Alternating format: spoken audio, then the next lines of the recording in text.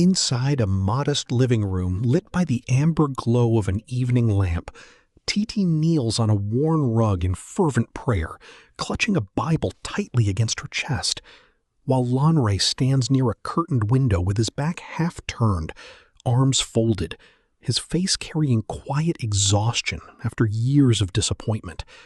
A small wooden side table between them holds a faded wedding photograph beside a vase of wilting flowers, a silent symbol of hope deferred, visually reinforcing 8 years of waiting and unanswered prayer. Titi stands in her kitchen doorway, wiping her hands on a cloth, when Zainab arrives at the door, her face tight with hesitation. As Zainab gently breaks the news that Lanre has fathered a child with another woman named Christabel, Titi's face crumples in real time, the cloth slipping from her fingers as her knees weaken, while the afternoon light through the open doorway turns stark and washed out, mirroring the sudden emptiness that floods the room. Titi wanders from clinic to clinic, her expression weary as she sits in crowded waiting rooms under fluorescent lights. She kneels at church altars during special prayer programs, hands raised, tears streaming. She fasts alone in her bedroom, a small calendar on the wall marked with crossed-off days. And finally, hollow-eyed, she confides in Zainab over tea, admitting she has tried everything and found no answers. Titi and Zainab stand at a rural bus park at dawn as they prepare to leave for Enugu. The two women sit pressed together inside a rattling bus as they finally step down in an unfamiliar town, searching for the address of Mama Linda's compound. Titi and Zainab duck beneath a low doorway into a dim, incense-filled room. Mama Linda sits cross-legged before a low ritual tapey. She performs slow, deliberate ritual movements over the table. And then, without warning, she falls completely still, her clouded eyes lifting to fix directly on Titi.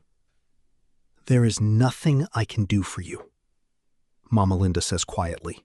Titi's face falls in disbelief, her mouth opening slightly as the words land like a physical blow. The room falls into heavy silence, and Titi's hands begin to tremble in her lap as the weight of the declaration sinks in. Zainab leans forward sharply, protesting that they came for hope and demanding to know why Mama Linda would say something so cruel. Mama Linda turns her head slowly toward Zainab and tells her to ask her friend to tell the truth. Titi's brow furrows in genuine confusion as she insists she has never harmed anyone. And Mama Linda closes her clouded eyes briefly before asking Titi if she remembers the compound where she lived before marrying Lanre.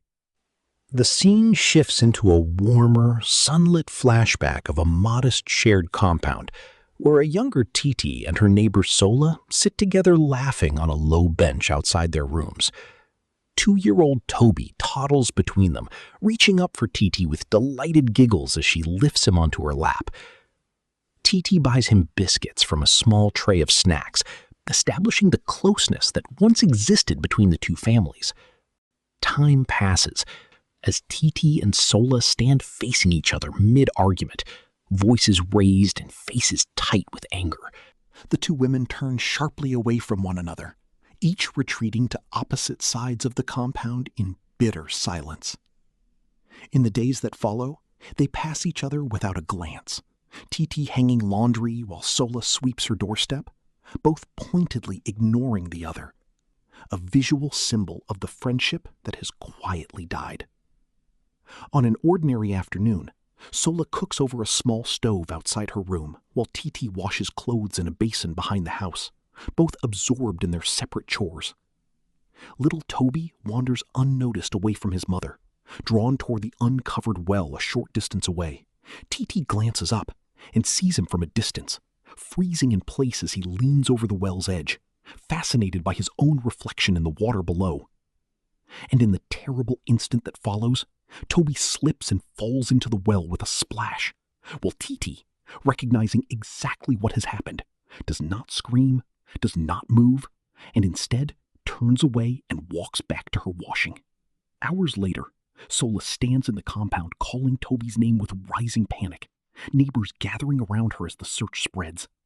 And as an older man looks down into the water, his scream draws the whole compound running toward the well as Toby's small body is pulled from the water, already lifeless.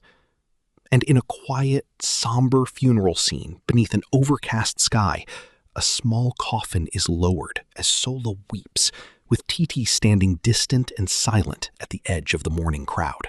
Back in the present, inside the candlelit ritual room, Titi sits frozen as the full memory settles over her, tears now falling freely down her face. Mama Linda speaks softly that the greatest punishment is not always given by people, but is the weight of one's own actions. She tells Titi she must go and tell her husband the truth, and let him decide his own future.